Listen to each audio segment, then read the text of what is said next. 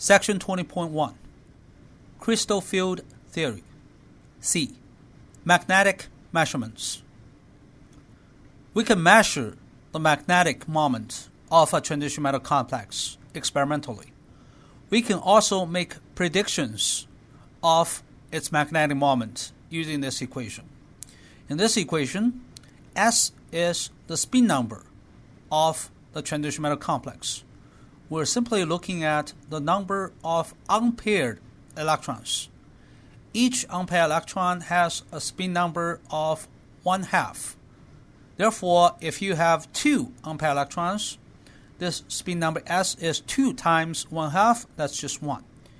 If you have 5 unpaired electrons, the spin number is 2.5.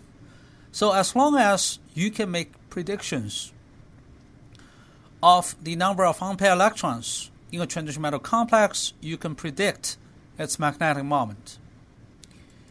And if you look at this equation, this mu sub B is a constant. Mu sub B is the charge of the electron E times the reduced Planck constant h bar divided by 2 times the mass of the electron.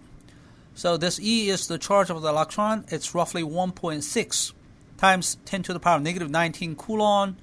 H bar is h over 2 pi. H is the Planck constant. H bar is roughly 1.05 times 10 to the power negative 34 joule second. The mass of the electron is roughly 9.1 times 10 to the power negative 31 kilogram.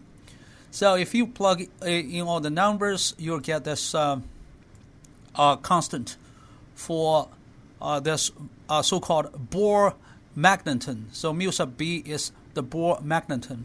The value is 9.274 times 10 to the power negative 24 joule per Tesla.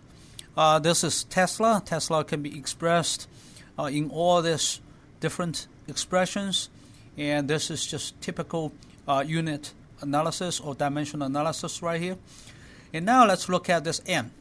N is the number of unpaired electrons, and again, because S is N over 2, so you can replace this S with N over 2, replace this with N over 2, and then you can take this 2 inside this square root.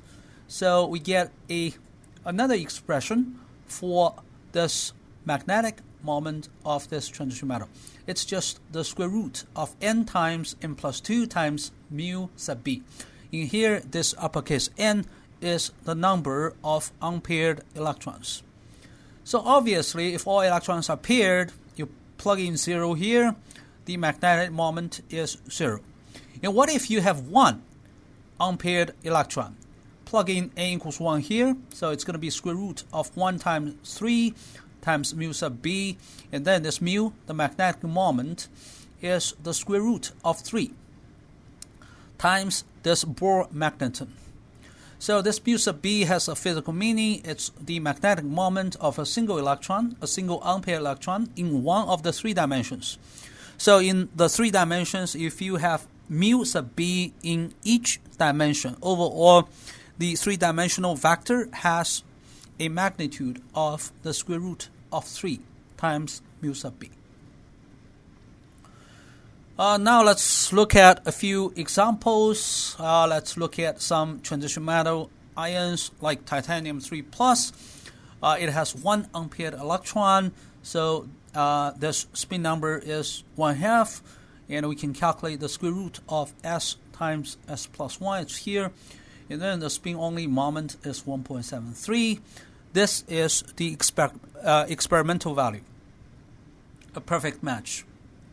And again, when you have 1 unpaired electron, the theoretical prediction is the magnetic moment of the transition metal complex is 1.73 mu sub B. The experimental value is pretty close to the theoretical prediction. What if you have 2 unpaired electrons? Well, then S is 1, and then you do this calculation, and then 2 times this, you get 2.83, and 2.83 times mu sub B is our theoretical prediction. for the magnetic moment of a transition metal complex with 2 unpaired electrons. And if you look at the observed magnetic moment, it's pretty close to our theoretical prediction. What if you have 3 unpaired electrons? This is the value of the spin number. And over here, this is our theoretical prediction. Those are experimental values. 4 unpaired electrons, S is 2. This is our prediction. This is our experimental value. 5 unpaired electrons, S is 2.5, and then this is our theoretical prediction of the magnetic moment of a transition metal complex that contains 5 unpaired electrons. And again, these are the experimental values. You can see the experiments and theory match really well. In all these calculations, we neglected the orbital motion of the electrons.